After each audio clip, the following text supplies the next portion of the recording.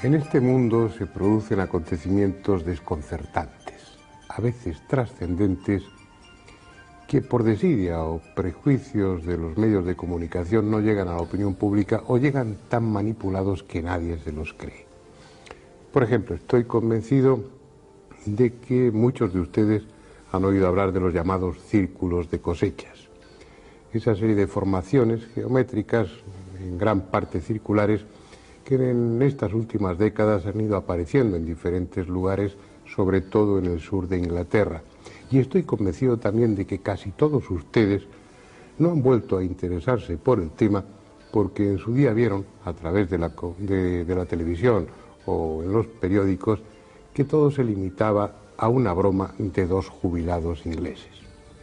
Pues bien, desde ahora, y anticipándome al programa, les aseguro que lo de la broma de los jubilados es una pura patraña. El fenómeno no solo es auténtico, sino que a lo largo de esta última década ha ido adquiriendo unas dimensiones tales, de una complejidad, de una riqueza de contenido, que yo me atrevería a calificarlo como uno de los acontecimientos más importantes con los que se enfrenta la humanidad en este fin de milenio. Ustedes lo juzgarán cuando vean el documental que les mostraremos a continuación. En él intervienen dos de los mejores expertos en esta cuestión, en los círculos de cosechas, el ingeniero inglés Colin Andrews y el antropólogo alemán Michael Hessemann.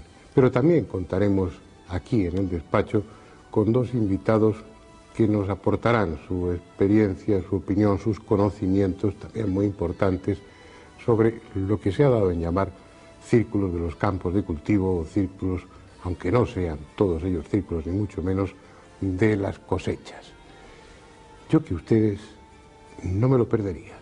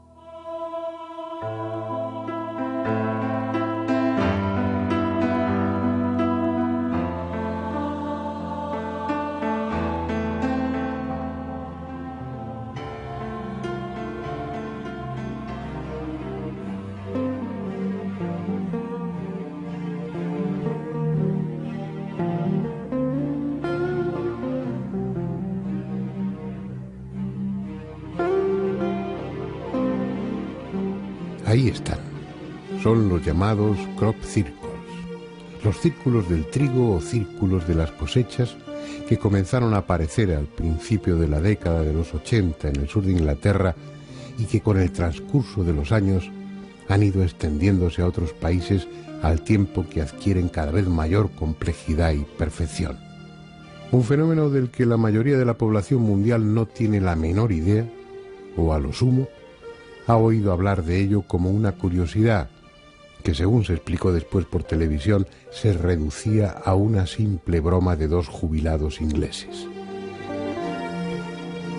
Sin embargo, les sugiero que presten atención a este programa, porque, como podrán deducir después, se trata de uno de los acontecimientos más extraordinarios y desconcertantes con los que se enfrenta la humanidad en este fin del milenio. Entre sus características insólitas está la periodicidad. Cada año, en la misma época y en la misma zona, los círculos de las cosechas hacen su aparición. Al punto que, además de a los investigadores, Atraen a todo tipo de curiosos, que los graba o fotografía desde avionetas alquiladas como si se tratase de una atracción turística más. Esa regularidad y su carácter tangible, se trata de algo que puede tocarse o medirse, hacen del fenómeno una materia idónea para su investigación. No hay que basarse en la credibilidad de un testigo o en el análisis técnico de fotos y filmaciones, como en el caso de los ovnis. Aquí el investigador puede venir y estudiarlo directamente. La primera consecuencia de ese estudio es que se trata de un fenómeno auténtico provocado por alguien inteligente que sigue una estrategia determinada y se sirve de medios técnicos desconocidos. Por eso sorprende que la comunidad científica no se haya interesado por el tema, al menos oficialmente, ignorándolo o tratándolo de forma despectiva, a no ser que prefiera mantenerse al margen para así no verse obligada a admitir públicamente que, como iremos viendo después, nos hallamos ante algo que está rotundamente fuera del alcance de la tecnología humana actual. Los primeros casos se produjeron en Australia durante los años 60. Se trataba de círculos sencillos que aparecían de cuando en cuando. En la década siguiente ya comenzaron a verse en otros países, y no solo aislados, sino también en agrupaciones de 3 o más círculos. Fue al final de los años 80 cuando se produjo una auténtica eclosión, sobre todo en el sur de Inglaterra. Y a partir de entonces, ya de forma vertiginosa, el número ha ido creciendo, la complejidad de los dibujos ha aumentado extraordinariamente y su contenido se manifiesta cada vez más claramente como lo que ya algunos sospechaban desde el principio: auténticos mensajes, una forma de comunicación. En 1999 aparecieron cerca de 4.000, desde Inglaterra hasta Canadá, pasando por Austria, Estados Unidos, República Checa, Australia, Holanda, Alemania, como si su intención fuese la de convertirse en un fenómeno mundial. Veamos ahora cómo son los llamados círculos de las cosechas. Su tamaño oscila entre unos pocos centímetros de diámetro y varias decenas de metros, formando agrupamientos que en ocasiones cubren hasta 1 hectárea de terreno. El nombre les viene dado por aparecer casi siempre sobre los cultivos, en zonas con hierbas altas, habitualmente cereales, y con mayor frecuencia en los campos de trigo. Las épocas de aparición de los círculos son la primavera, cuando los tallos han alcanzado ya cierta altura, y el final del verano, coincidiendo con la maduración del grano. Respecto a su origen, la ciencia institucionalizada trató en un principio de encajarlos como fuese dentro de los procesos naturales, atribuyéndolos a la acción de remolinos de aire, de hongos o a la simple acción de labriegos bromistas, de la que luego nos ocuparemos. Durante un tiempo fue apoyada oficialmente la tesis del profesor Terence Maiden, que los explicaba como la consecuencia de presuntos remolinos de plasma que descendían hasta el suelo y con su giro trazaban los círculos. Como hipótesis es un puro disparate, pero mientras fueron círculos simples, sirvió para dejar a salvo la dignidad de la comunidad académica, empeñada siempre en explicarlo todo, aunque, como en este caso, no tenga la menor idea de qué se trata. Vayamos a los detalles y a través de ellos obtengamos elementos de juicio para deducir si son obra de un bromista o, sencillamente, si son siquiera obra humana. Lo que a primera vista más impresiona es la perfección del trazado cuando se las contempla desde el aire. Parecen realizados a base de compás, regla y cartabón, como podría hacerlo un delineante sobre un tablero de dibujo. En el suelo, dentro de las figuras, puede observarse que los tallos no están rotos ni quebrados. Están simplemente curvados a pocos centímetros del suelo hasta quedar tumbados y dispuestos en espiral. De hecho, siguen creciendo normalmente en esa posición. Por si fuera poco, En muchas ocasiones, sobre todo en los diseños de forma rectangular, los tallos están entrelazados alternativamente, por grupos, constituyendo un auténtico mosaico vegetal. Es muy improbable que un farsante logre diseñar estas figuras sobre el campo durante la noche, en la oscuridad. Si después se entra en un círculo falso, podemos darnos cuenta que las plantas no están tumbadas en el suelo, sino que están rotas, no están dobladas, no están deformadas. En los círculos falsos no tenemos las diferentes anomalías químico-físicas. Además, cuando fueron analizadas algunas de ellas, entre los círculos más complicados, se descubrió que para crear estos pictogramas se empleaba una geometría muy compleja. Se ha comprobado que dentro de las formaciones hay un remanente de energía, tanto más activa cuanto más recientes son. Esa energía, hasta ahora desconocida, interactúa con otras que sí son medibles. De esa manera, se ha determinado que en el interior de los círculos el campo magnético es un 300% más intenso que en el resto del cultivo. Lo que no solo perciben los instrumentos de medida, sino cualquier aparato electrónico, como las cámaras de televisión o los teléfonos móviles.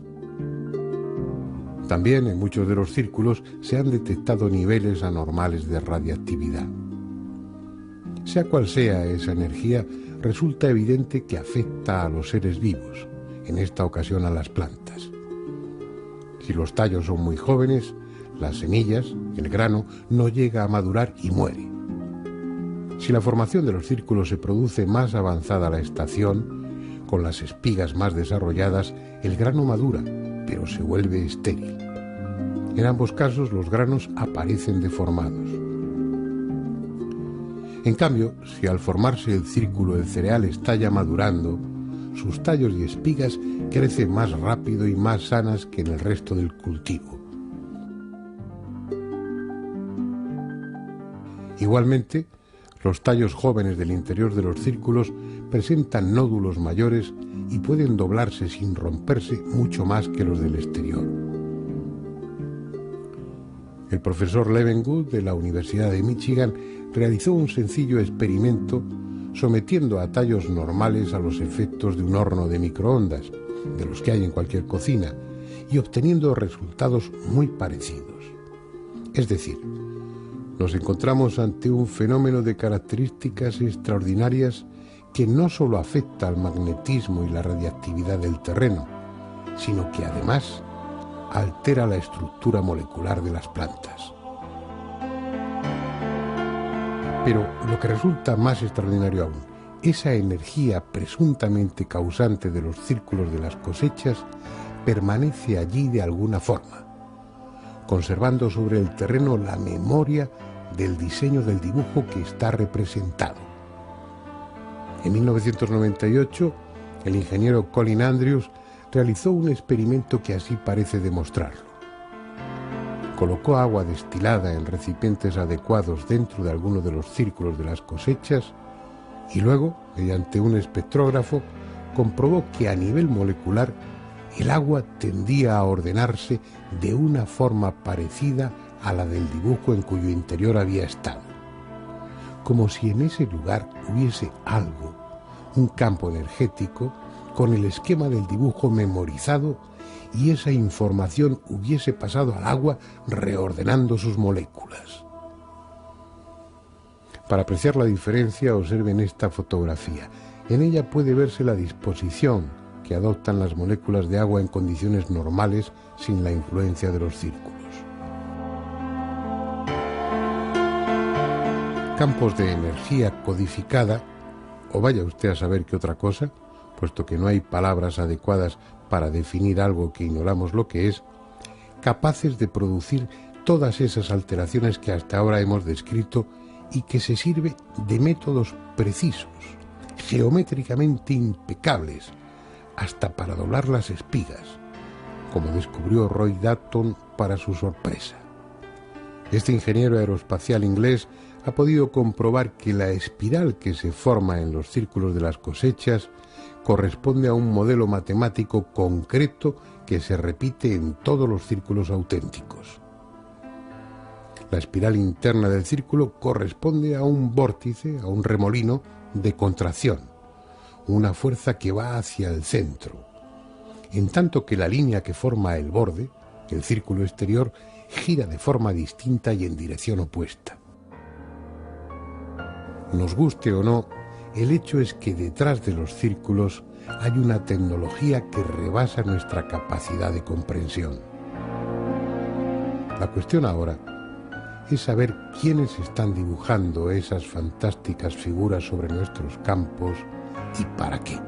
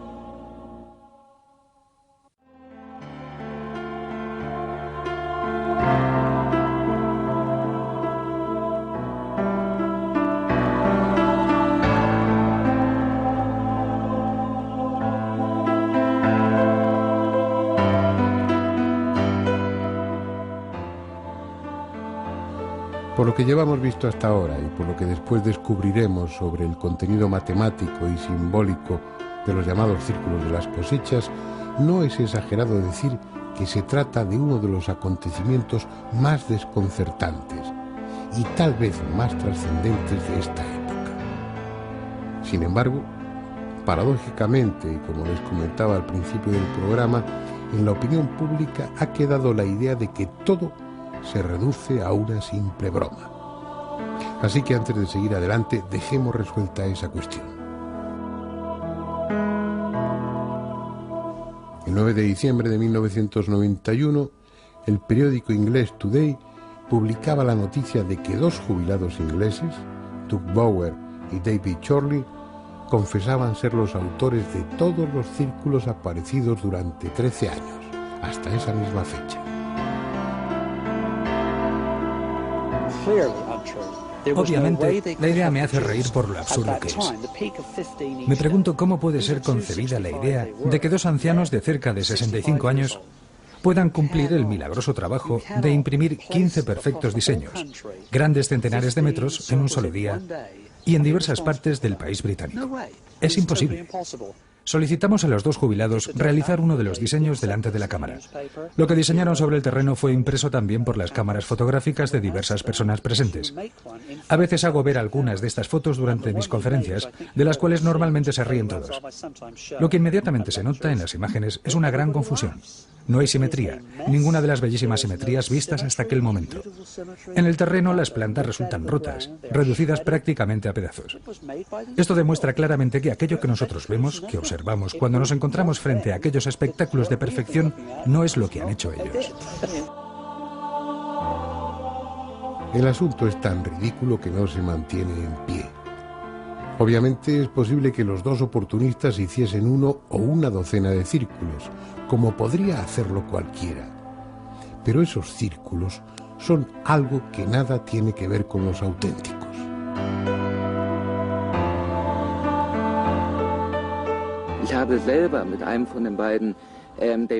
He hablado con uno de los dos, Dave Chorley, y me han confesado que ellos han visto tantos círculos en el grano que no tienen ni idea de quién puede hacerlos y que ellos primero han observado el fenómeno y después lo han reproducido. De hecho, sus círculos en el grano son las copias ridículas del fenómeno original. Cada investigador ha reconocido que ellos son falsos.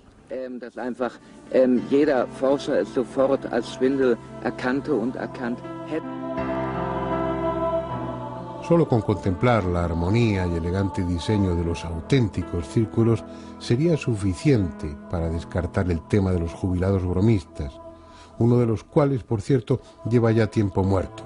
Pero es que la cuestión va mucho más allá de lo estético. Por ejemplo, en varios de los dibujos complejos, sus autores, sean quienes sean, se han servido de la progresión matemática de Fibonacci, en la que un número es la suma de los dos anteriores. De esa manera, en los conjuntos de círculos, el diámetro de cada uno de ellos es igual a la suma de los diámetros de los dos círculos precedentes.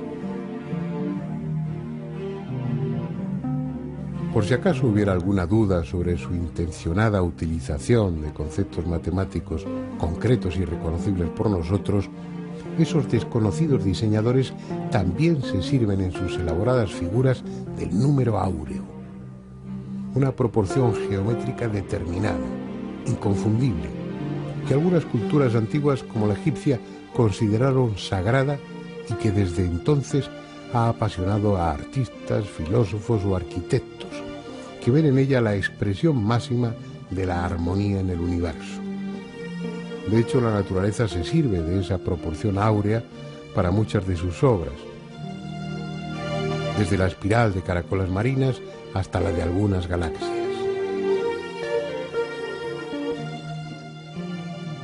Número áureo y desarrollos fractales, es decir, series en las que a partir de los bordes de una figura se van formando otras idénticas cada vez más pequeñas. Un concepto matemático de vanguardia que también está presente en los círculos de las cosechas desde el principio de los años 90, en que comenzaron a aparecer figuras que eran auténticos diagramas fractales, diagramas tan complejos que son imposibles de calcular sin la ayuda de un ordenador, pero que están ahí, a escala gigantesca, sobre los campos de cultivo. Quien quiera puede atribuirlo a la casualidad, pero el hecho es que el primero apareció el 13 de agosto de 1991 en las inmediaciones de Cambridge, sede de la famosa universidad en la que precisamente daba clase el matemático Benoit Mandelbrot, el descubridor de los diagramas fractales. Mandelbrot set itself is, as you know, a fractal, and it represents that state which exists. La serie de Mandelbrot es un fractal. Representa una fase existente como una geometría. Las computadoras lo colocan en un esquema representando unas condiciones que indica el verdadero límite entre el orden, así como lo conocemos, y el caos.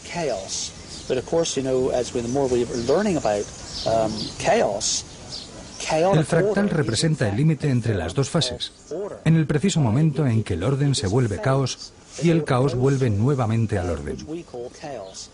Creo que es muy importante que nosotros comprendamos cuándo es el momento en el cual el orden desaparece y vuelve el caos.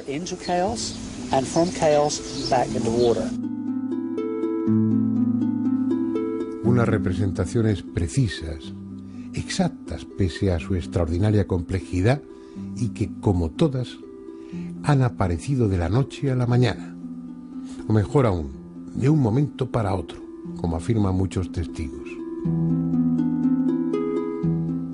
La obra de seres inteligentes que utilizan medios para nosotros incomprensibles. No es extraño que buen número de investigadores asocien los círculos al fenómeno ovni, sobre todo si se tiene en cuenta que en más del 20% de los casos, en los alrededores de los dibujos o sobre ellos, se han visto objetos volantes no identificados e incluso han sido fotografiados o filmados. Pero de entre todas esas posibles evidencias hay una verdaderamente espectacular. Fíjense bien en ella. Es una grabación en vídeo realizada el 11 de agosto de 1996 a las 5 de la madrugada, cerca de la localidad inglesa de Oliver Castle, por John Bybel, uno de los muchos aficionados que investigan el fenómeno por su cuenta. Se ve claramente como unas pequeñas esferas luminosas sobrevuelan el cultivo y en él aparece casi inmediatamente una figura compleja con círculos y líneas rectas. No hay herramientas, no hay personas doblando los tallos de cereal. Solo hay unas rápidas esferas moviéndose a poca altura y bajo ellas, como algo mágico, un nuevo pictograma que se forma en el transcurso de unos pocos instantes. Como era de esperar, el vídeo ha provocado las más diversas reacciones y algunos investigadores ponen en duda su autenticidad. Sin embargo, el experto norteamericano en este tipo de análisis, Jim Dilettoso, no ha encontrado evidencia alguna de fraude. Mi opinión sobre el vídeo de Oliver Castle es que no existen evidencias de falsificación. El punto clave es si la imagen del vídeo de Oliver Castle fue hecha en forma digital, con la palabra digital. Quiero decir que se haya usado una computadora para hacerla. En el intervalo vertical de la copia que tenemos no hay prueba alguna de que la imagen haya sido digitalizada. En conclusión, el punto es que no encuentro evidencias de falsificaciones en el vídeo de la formación de los círculos en el grano de Oliver Castle. Encuentro, en cambio, muchas cosas interesantes y sorprendentes que me hacen pensar que puedan ser imágenes reales y que deberían ser estudiadas más profundamente. En cualquier caso, el pictograma que aparece en el vídeo es real. Y ese tipo de esferas ha sido visto en otros lugares de círculos por diferentes testigos. Al decir esferas, como al decir ovnis, no sabemos exactamente a qué nos estamos refiriendo. Simplemente es algo que nada tiene que ver con nuestros conocimientos científicos y con nuestra tecnología. Algo que puede venir de muy lejos o que puede estar aquí desde siempre. El hecho es que ese algo está dejando sobre los campos de cultivo un mensaje cada vez más amplio y complejo que apenas empezamos a descifrar y en el que hasta es posible encontrar referencias musicales. Al menos eso es lo que se desprende del trabajo realizado por el norteamericano Hawkins, que ha comprobado que la relación geométrica que hay entre las figuras contenidas en algunos pictogramas es idéntica a la relación matemática existente entre dos notas de un piano. Dicho de otra manera, algunos de los dibujos de los campos de cultivo son la representación de un sonido. Diagramas fractales y ahora sonido, quién sabe si música. Parece que es el momento apropiado para volver al despacho y reflexionar sobre ello con un experto.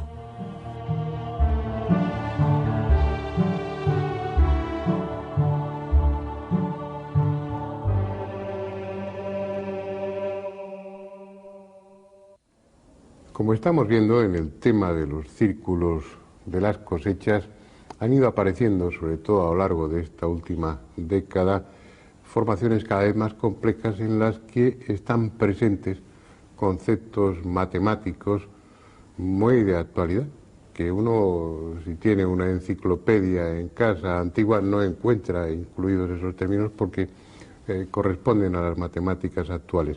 Uno de ellos es el de los fractales.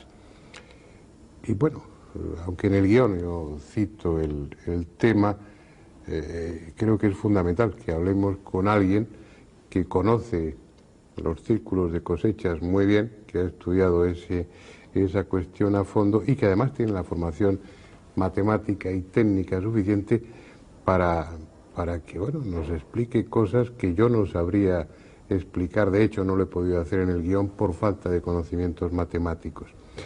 Juan Ignacio Cuesta, él es periodista y es investigador adscrito al Departamento de Periodismo 3 de la Facultad de Ciencias de la Información de la Universidad Complutense de Madrid, además de espeleólogo y además de otras muchas cosas, ¿no? Un hombre tremendamente inquieto, al que agradezco que esté aquí acompañándonos y al que de entrada le pregunto a bocajarro, ¿qué son los fractales? A ver si eres capaz de explicarlo de una manera asequible para mí. Técnicamente, un fractal es una superficie, un cuerpo geométrico, cuya dimensión topológica es menor en un punto a su dimensión fractal.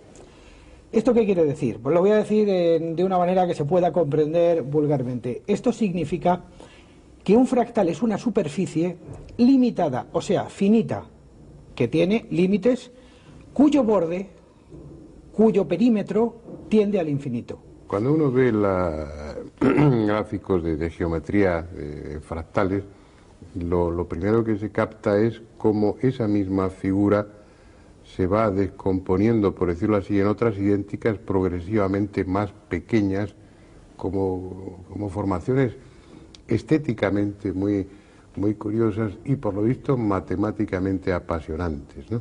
Para que nos demos cuenta de lo que es un fractal, podemos hacer lo siguiente: coger un triángulo, dividir cada uno de sus lados con un punto al centro y coger otro triangulito que sea la mitad justo del que tenemos e irlo colocando en cada uno de estos 3 puntos, con lo cual tenemos una estrella de 6 puntos.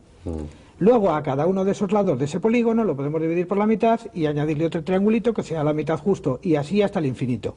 Entonces tendríamos 2 tipos de desarrollo: un desarrollo, como tú bien decías antes, que es de orden creciente, y un desarrollo que es de orden decreciente.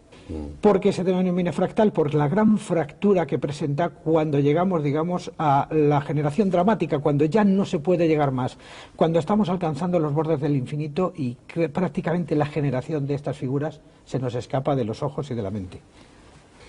Tú conoces bien el tema de los círculos de cosechas. ¿Hay ahí representaciones geométricas que tengan que ver con los fractales? Bueno, vamos a ver, siguiendo todos los círculos de cosechas a los que he podido tener acceso desde hace aproximadamente 20 años, a todos los que he podido tener acceso, he detectado 2 tipos de formas. Una de las que se corresponden con la geometría euclidiana, o sea, círculos, rayas, puntos, triángulos, que hay, bueno, podemos hablar de que pueda existir un cierto fraude, pero hay figuras fractales. Y una figura fractal es imposible de hacer con ningún mecanismo que nadie tenga. Haría falta tal cantidad de gente, tales instrumentos de precisión, y tengamos en cuenta que cuando se empezaron a aparecer las figuras fractales, o lo que denominan los adeptos, los abecedarios fractales o las tipologías fractales, no había GPS. Por lo tanto, es dificilísimo poder desarrollar un círculo que se desarrolla en 160 o 170 metros, formado de polígonos fractales de una dimensión mínima que, vistos desde el aire, son absolutamente perfectos, corresponden a fórmulas matemáticas, y que a mí no se me ocurre cómo ninguna persona puede llegar a construir un mecanismo tecnológico que le permita hacer eso y con esa perfección. Cabe la posibilidad, y perdona que insista, en que desde un helicóptero, un matemático provisto de los instrumentos más de vanguardia que pueda haber, y un equipo de topógrafos, ingenieros abajo en el suelo, siguiendo las instrucciones, realicen algo así? Es muy difícil. Es muy difícil porque además un helicóptero sobre un círculo, o sea, sobre un campo de cereal, todo el mundo sabe que produce una serie de huellas, una serie de fracturas. Sí, no, lo digo, y además estaríamos hablando de una multitud de obreros especializados que no dejarían círculo, que no dejarían ni rastro del campo de cultivo entero. Vamos a pensar, por ejemplo, en el círculo de Avebury de 1996. Ese círculo está formado por cerca de 2.500 piezas, todas distintas, y perfectamente sincronizadas dentro de una geometría fractal. No se me ocurre cómo se puede hacer eso. Hombre, siempre hay un genio que puede estarnos engañando, pero desde luego solamente el hecho de que exista ese genio que nos está engañando ya es maravilloso. Ya ese es un misterio en sí, quién tiene ese cerebro y quién tiene esas capacidades. Con toda la experiencia que tú tienes, ¿qué crees que es eso? ¿Quién crees que lo hace y para qué lo hace? Yo personalmente aquí tengo que ser muy humilde, tengo que ser muy sencillo y practicar el reconocimiento de que me resulta muy difícil entenderlo.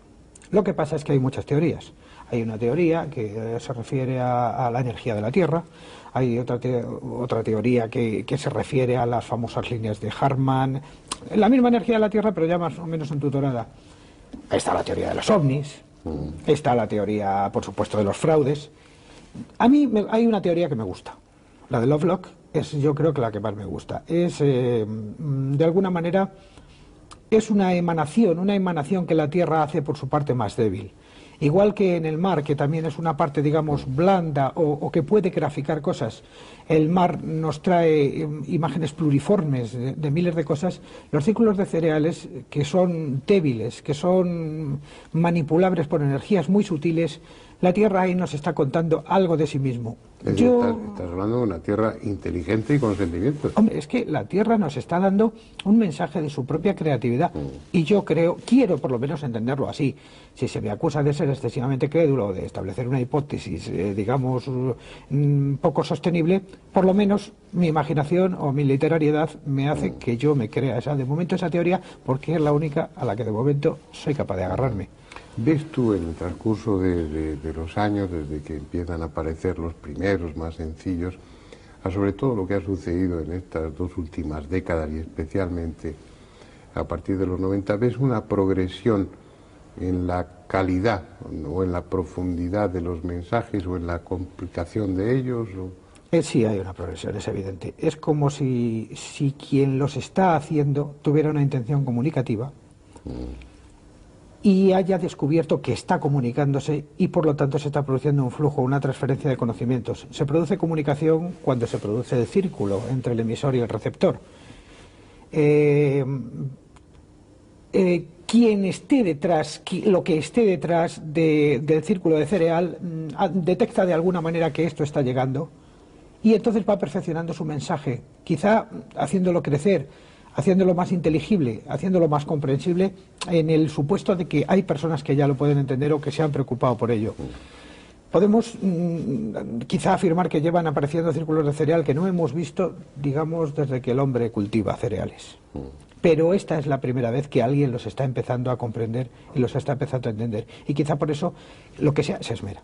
O hasta se puede hacer música con ellos. Hay un experimento que a mí me resultó fascinante cuando lo escuché, cuando me lo dejaste oír, que es, bueno, partir de la geometría o de las matemáticas que hay ahí implícitas en algunos de esos diseños y prestarle sonido, ¿no? ¿Qué es exactamente lo que has hecho? Bueno, la teoría no es mía, la teoría es de un americano, Freddy Silva, y que se basa también en los estudios de Jack Lavlor sobre la geometría sagrada. Midiendo los círculos, llevándolos a un papel, estudiando sus relaciones, aparecen las famosas proporciones áureas, aparecen las famosas reglas de la armonía que descubrió Pitágoras supuestamente al pasar por una fragua. Empiezan a aparecer todas estas cuestiones. Entonces Freddy Silva dijo, ¿y por qué no ver a qué suenan estas estructuras matemáticas? Y la música que generan es música, esa es la gran pregunta. Es música porque se desarrolla en el tiempo en el sentido horizontal, o sea, tiene ritmo. Y es música porque se desarrolla en sentido vertical, o sea, tiene tonalidad. Que no corresponde a melodías, digamos, memorizables o inteligibles, porque es una cosa de tipo aleatorio, o suena como de tipo aleatorio, eso es verdad. Pero son tan bellas y son tan fascinantes que ahora tenemos un campo de investigación grandísimo, todos los físicos y todos los matemáticos y todos los que estamos con la música. Y yo, humildemente, utilicé uno de estos pequeños programas que establecen estas fórmulas, cogí un par de círculos, cogí sus relaciones y generé cuatro temas basados en esto y que yo les llamo el canto de la tierra. ¿Son el canto de la tierra? Esa es la gran pregunta. Oye, Juan Ignacio, estoy seguro de que en más de una ocasión tendrás que venir a echarnos una mano en otros programas y para mí, pues, aparte de resultar muy, muy agradable, te estoy muy agradecido por ello. Pero te voy a despedir aquí para que los oyentes y yo, pues mientras vemos unas cuantas imágenes de esos maravillosos círculos, escuchemos unos fragmentos, unos minutos de esa música. Así que, Juan Ignacio, gracias y espero contar contigo en más de una ocasión. Así será. Vamos a ver, vamos a escuchar esa música.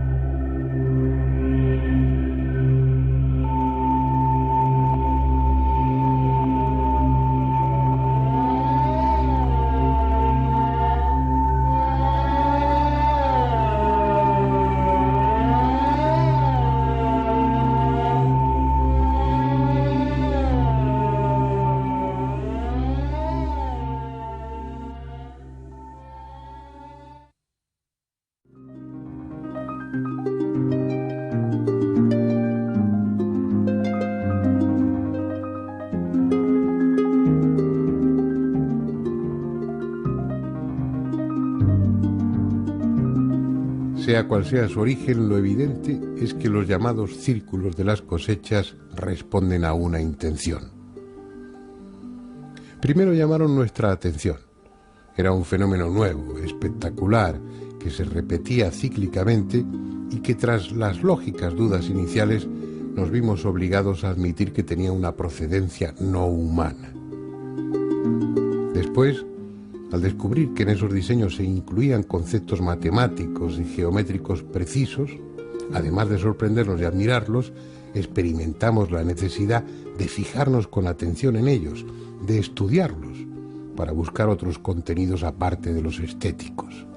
De esa forma, hemos ido descubriendo, sin esfuerzo, esa es la realidad porque los hacedores de círculos son muy explícitos, que además de un lenguaje universal, el de las matemáticas, que conecta directamente con nuestra inteligencia consciente, están utilizando otro tipo de lenguaje, el de los símbolos, también con un carácter universal, pero dirigido no a nuestra consciencia, sino a nuestro inconsciente.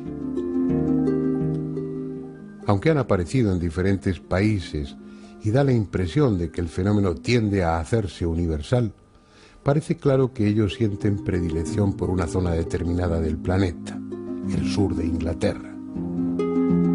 Allí aparecen desde hace más tiempo, con más frecuencia y mayor abundancia. Es una región que, por causas no bien conocidas, fue ya hace millares de años elegida por los sacerdotes astrónomos de las culturas megalíticas para levantar sus monumentos. En esa parte de Inglaterra quedan los restos de muchas alineaciones de menires, alguna tan elaborada y colosal como la de Stonehenge, y colinas artificiales como la de Silbury Hill, obras ciclópeas, rodeadas por otras más modestas, muchas ya apenas reconocibles, pero todas ellas con forma circular. Es el mismo paisaje que sirvió de escenario después para el mito del rey Arturo, sus caballeros de la mesa redonda y la leyenda del Santo Grial. El por qué prefieren ese lugar no lo sabemos, pero es posible que, como muchos aseguran, esas corrientes de energía que al parecer recorren la Tierra formen allí una red más espesa e intensa. Sea por esa u otra razón, a los extraordinarios dibujantes de los llamados círculos de las cosechas parece gustarles esa zona. De la misma forma, también parecen tener un claro interés en que sus diseños representen símbolos de carácter esotérico, en el sentido más cósmico y trascendente de la palabra, símbolos pertenecientes a las más diversas culturas y que sean fácilmente reconocibles por nosotros.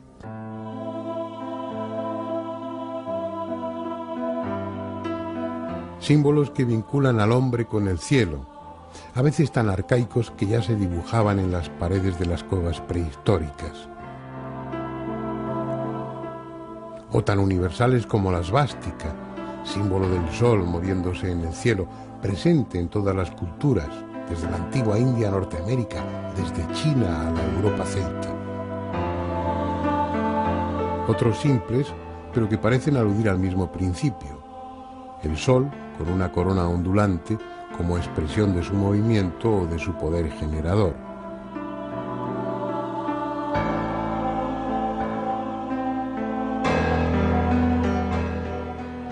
Círculos que se superponen parcialmente, delimitando con sus intersecciones cruces o flores esquemáticas, comunes en la simbología esotérica y que suelen representar la integración de planos o mundos diferentes, desde lo material a lo mental o desde lo espiritual a lo divino.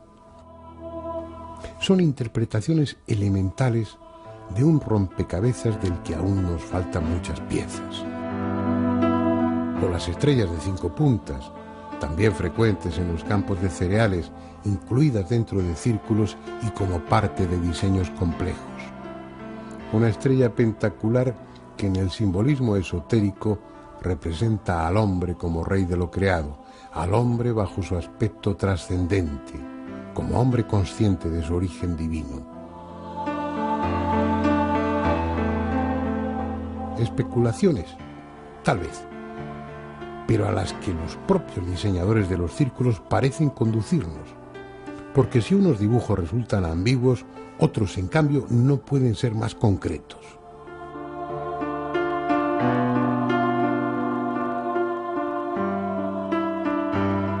Como este, ni más ni menos que un perfecto árbol sefirótico, la pieza emblemática de la Cábala, con sus 10 sefirot y sus 22 senderos, el árbol de la vida, con los caminos y etapas que descienden desde Dios hasta el hombre y el mapa que éste ha de recorrer para alcanzar el carácter divino que supuestamente le corresponde.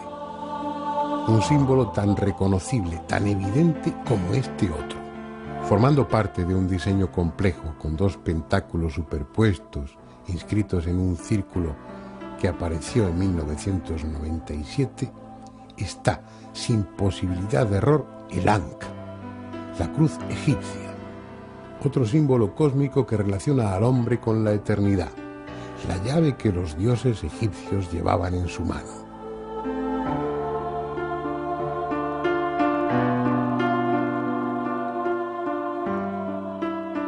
Decenas, centenares de figuras con un presunto carácter simbólico que es evidente en algunas. Mezcladas con ellas, otras cuyo significado parece astronómico, desde la representación dinámica de un cometa hasta la órbita aparente de planetas.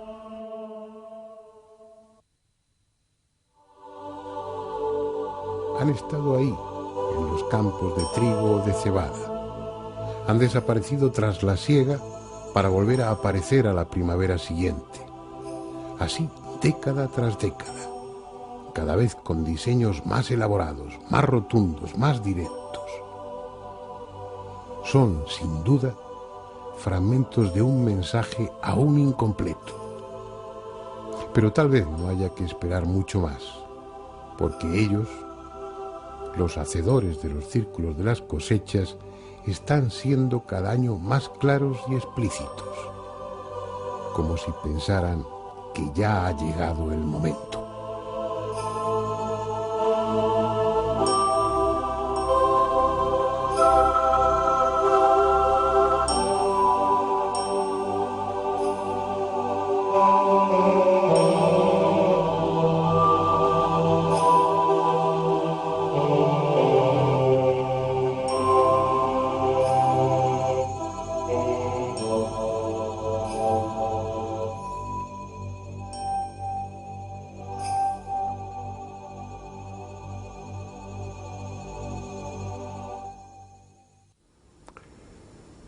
Vamos a seguir profundizando en este tema, a mi juicio fascinante, en los círculos de cosechas.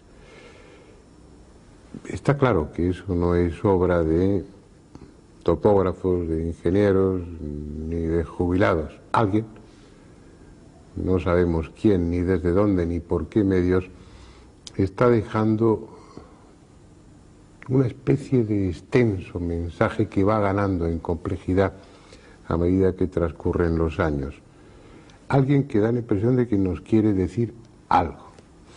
Bueno, yo no tengo respuestas, pero hay personas que han estudiado el tema durante bastante tiempo, que dominan otras muchas materias y que tienen diferentes elementos para confluir en una posible interpretación de ello. Margarita García Vaquero, pues ha sido tan amable de acompañarnos aquí. Ella es psicoterapeuta transpersonal, está metida en el mundo de la empresa, gestión de empresas, marketing, publicidad.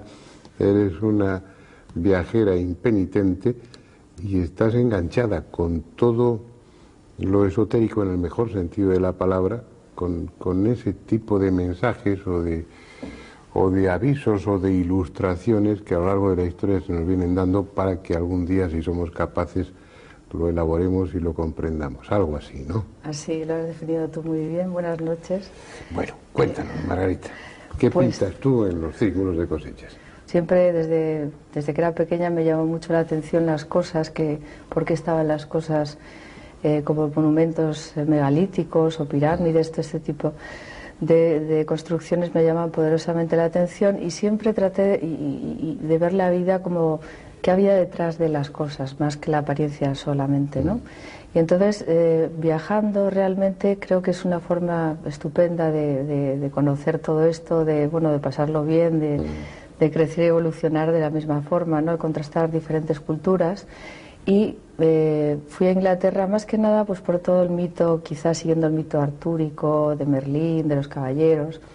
Y pues aparecí en esa zona de Inglaterra donde aparecen los círculos.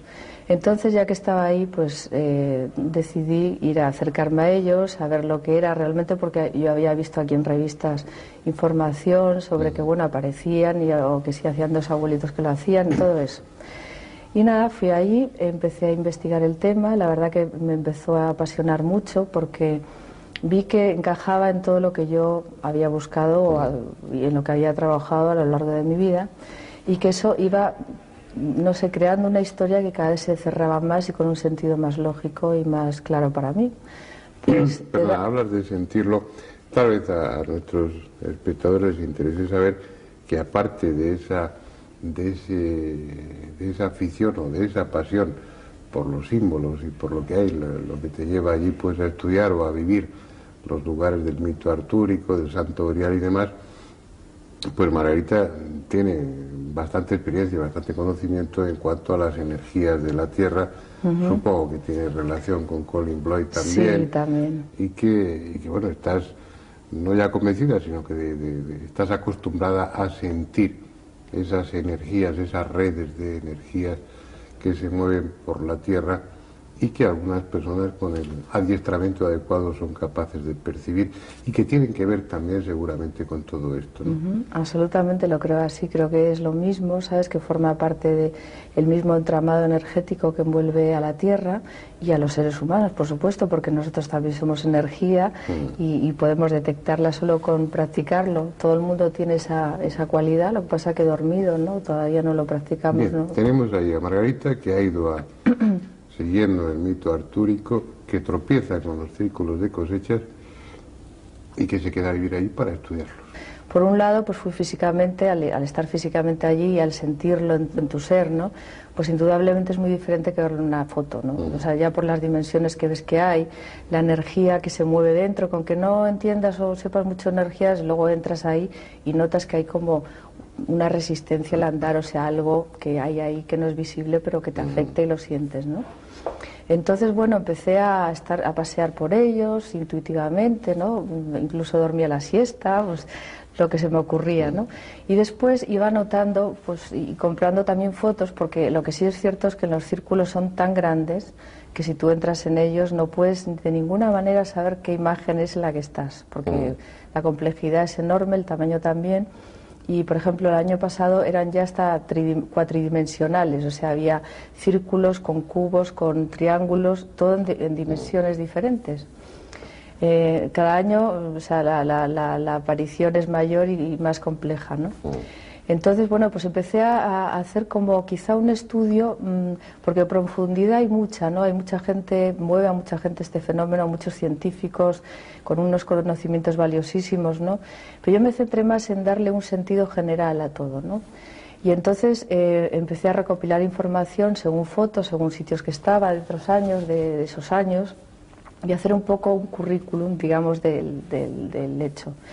Y entonces empecé a llegar a diferentes conclusiones. Por un lado, la información. ¿Qué información tienen? Pues aparte de que son figuras geométricas preciosas, muy bonitas, y que muchas las reconocemos como símbolos de magia de egipcia o similares, pues empecé a ver que había también, por ejemplo, eso, o sea, todo lo que es alusión a culturas ancestrales. Después empecé a ver que había matemáticas, sobre todo fractales, había unas fractales impresionantes, ¿no? Sobre todo la de Mandelbrot, que fue la primera que apareció. O sea, matemáticas, referencia a civilizaciones antiguas. Después, ubicación de la Tierra en el sistema solar y los planetas cercanos a la Tierra, como son bueno, la Luna, Mercurio, Venus, la Tierra, Júpiter y Saturno. Esos aparecen representados. Esos aparecen representados ahí. que es una curiosa analogía con la geometría sagrada, que también es otro grupo de información que hay, porque es la misma información, ¿no? O sea, te das cuenta que, por ejemplo, en Stonehenge, yo después de ver eso digo, bueno, voy a ver las medidas de Stonehenge, a ver qué hay ahí, cómo es su estructura además. Entonces veías que también ahí están los planetas ubicados de esa manera, ¿no? O sea, que ahí ya es un sitio, un lugar en el cual esa información está contenida, ¿no? Entonces ya ves primera analogía con eso. Después también hay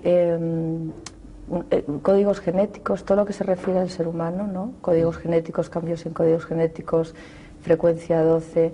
Después también muestran relaciones que están defectuosas en ADN, en cadenas moleculares, o sea que hay un conocimiento ahí profundísimo a esos niveles.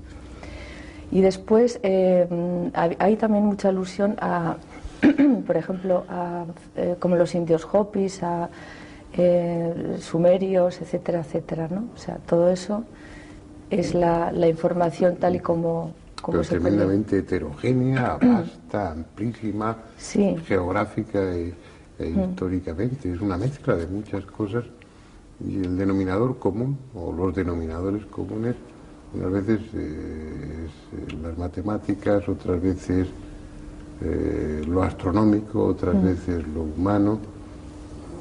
¿Qué sentido tiene todo eso? Pues para mí es un sentido, como decir, una ubicación general de todo, ¿no? Es decir, por un lado, ¿dónde estamos? En un planeta que es la Tierra, que está en el sistema solar, y esta es su ubicación. Aquí están los planetas más cercanos, aquí está la galaxia, porque también hay grandes referencias a la galaxia. El giro espiral como energía le da mucha importancia y es muy importante. Y aparte de todo esto, también el ser humano, o sea, con sus cambios de conciencia, hay muchas alusiones al laberinto del ser humano, ¿no? O sea, como cambios de frecuencia, conciencia. Y después también aparecen algunas figuras como de animales, también incluyen el reino animal. Es como que está toda la creación, todos los seres que estamos implicados en la Tierra y en el universo, como ¡pum!, nos llama la atención así. Y después también, al hacer alusión a culturas antiguas que poblaron el planeta y que nos dejaron su mensaje, pues también como diciendo, en el pasado ya hay avisos, hay información que os queremos dar y que también está aquí ahora en este momento, ¿no? Entonces yo haría un poco una biblioteca viviente de la historia del hombre y de los seres que le han acompañado en su evolución, tanto planetarios como de otros reinos, ¿no? Bien. Bueno, ahora vamos a la intención que deduce, que piensa. Que es una llamada al cambio actual que estamos viviendo, ¿no? En el cual nos dicen que reconozcamos un proceso vital, porque la vida son ciclos evolutivos que nunca paran, que estamos en un momento muy importante en el cual hay que recordar el mensaje que nos dejaban todos nuestros ancestros, descubrir qué quiere decir, ¿no? Y descubrir que es una llamada a la unidad de todos los seres vivos que hay en el universo, ¿no? Y que entremos, que es importante que tengamos conciencia de la Tierra como ser vivo, no como un trozo de roca que gira en el espacio sin más, y que es importante en este momento, en esta frecuencia vibratoria que está ocurriendo, este cambio de conciencia, ajustarnos como un dial de radio a esta emisora gigantesca que es el universo, ¿no? ¿Tú crees realmente que se está produciendo un cambio de conciencia? Yo creo que realmente hay un incremento de la vibración de las cosas y realmente no es lo mismo. O sea, se está desmoronando el sistema, se está desmoronando las creencias, los valores, las religiones, las familias, todos los conceptos como que nos quedan antiguos, ¿no? No son malos, simplemente que ya no son útiles. Hemos progresado y necesitamos algo diferente, ¿no? Algo que nos haga dar un salto de conciencia, que nos amplíe la visión de nosotros mismos y del lugar donde estamos, ¿no? Y yo creo que es lo que está pasando, por eso no estamos cómodos. ¿Por qué ahora todo es crisis, crisis, crisis? Crisis es cuando el lugar donde estabas y que antes te era válido, donde te apoyabas, donde te sentías seguro, ya no te vale. Entonces necesitas buscar algo nuevo que por un lado no sabes lo que es todavía, pero entonces estás como un pie en cada lado, sin saber bien dónde, pero sabiendo que aquello no funciona. Entonces creo que eso es una verdad y una evidencia general y creo que es así, ¿no? Aparte que científicamente a niveles de códigos genéticos y demás, es algo demostrable. Lo que pasa es que los medios de comunicación tampoco, sobre todo aquí en España, tampoco hacen mucho énfasis a esto, y hasta ahora todos los cambios o hablar de cosas sutiles es como de brujería o de gente rara, ¿no? Entonces, los círculos de cosechas lo que inducirían es a la reflexión, no es que haya ahí un mensaje que literalmente tenga una traducción en el que diga humanos, cuidado, no, es algo que nos invitaría a hacer ese tipo de reflexiones que tú haces ahora. Sí, yo creo que sí. Además, yo pienso claramente que los círculos como forma son unos arquetipos muy potentes, y entonces tienen una energía que, aunque no nos demos cuenta y aunque no queramos, están actuando en nuestros códigos genéticos y nuestras células y en nuestra mente inconsciente. Entonces esa parte de nosotros que normalmente está tapada, que no queremos ver porque solamente actuamos con la mente, con lo que conocemos y nos hace sentir seguros, pero eso opera en nosotros, queramos o no. O sea, nos está afectando muchísimo, y yo creo que está abriendo muchas memorias, muchos cambios en muchas personas que están resonando a eso, aunque no entiendan lo que quiere decir ese dibujo en concreto, ¿no? Pero sí está afectando esa parte que sí lo entiende. Margarita, me comentabas antes de iniciar la charla que cuando das una conferencia sobre el tema de los círculos, las primeras preguntas que te suelen hacer en el coloquio es, bueno, ¿y quién hace esas cosas? Yo creo que los espectadores, que ustedes y yo, estamos también haciéndonos la misma pregunta durante todo el programa. Yo no sé si tienes la respuesta, pero cuando menos tendrás una opinión. Bueno, sí, eso desde luego. Tengo mi opinión subjetiva, que es simplemente mi opinión, lo que yo he vivenciado y mis conclusiones. Eso es personal. Entonces, yo creo que realmente, para mí, me llevó lo primero a acercarme mucho a la Tierra como ser vivo. Entonces, la Tierra tiene unos cuerpos, igual que nosotros, cuerpo físico, emocional, mental y espiritual, y es un ser manifestado. Entonces, para mí, el cuerpo mental de la Tierra está formado por... es una red de cristal poliédrico maravillosa, es como un copo de nieve gigantesco que flota en el universo, en el cosmos, es como una antena gigante, una emisora de radio, ¿no? Entonces, creo que realmente, si la Tierra puede hacer tornados, puede hacer terremotos y toda esa cantidad de energía tan fuerte que mueve, ¿por qué ella no podrá pensar o escribir sus pensamientos en la Tierra, ¿no? Entonces, para mí es una expresión de ella, puesto que aparecen en ella, si no podían aparecer en otro lado. Y a la vez también es un efecto espejo con otra dimensión. O sea, yo creo que hay hermanos de otra dimensión. Yo realmente creo que existe vida en el universo, no somos los únicos que estamos aquí plantificados. A mí me parece absurdo, me lo ha parecido siempre. Creo que realmente hay muchos planetas habitados, aunque todavía no los conozcamos. Para mí es eso, este fenómeno ocurre, también yo le llamo a veces en plan broma, pero también creo que es así, marketing cósmico, ¿no? Es posible porque todo es posible en este mundo, como estamos viendo, entre esas cosas que teóricamente son imposibles, pero que resultan ser reales, como los círculos de cosechas, pues bueno, uno acaba pensando, o debiera terminar pensando que no es cuestión de empeñarse, sino de decir ya. Es posible que sea así. De todas formas, los círculos de cosechas están ahí, son mucho más que un fenómeno extraño. Da la impresión de que detrás de ellos, en el fondo de ellos, hay un mensaje, y que ese mensaje no es grandilocuente, sino que ese mensaje debe o debiera resonar en la intimidad de cada uno de nosotros, que es como se producen o se deben producir los cambios en definitiva. Están ahí, ustedes pueden ir, pueden tocarlos, pueden pisarlos, no es algo lejano, son un enigma tangible que está sobre los campos de cultivo, y si no pueden ir, tienen por lo menos los documentos gráficos, las fotografías, las filmaciones, que es posiblemente la mejor manera de verlos, porque la complejidad de todos esos dibujos, bueno, como decía Margarita, desde el suelo no se aprecia, uno solo está viendo las espigas tumbadas, pero no percibe la dimensión de aquello que está pisando. Es decir, tienen elementos más que suficientes para poder pensar sobre ello y bueno, y decidir cada uno si es el momento de ese cambio y si los círculos de cosechas pueden ser el pretexto para ello. Ojalá fuera así. Les esperamos aquí la próxima semana con otro tema que deseamos que sea de su interés. Y a Margarita García Vaquero pues le damos las gracias y me temo que en más de una ocasión pues te haremos venir aquí si estás dispuesta a ello para ayudarnos. Hasta entonces y hasta siempre.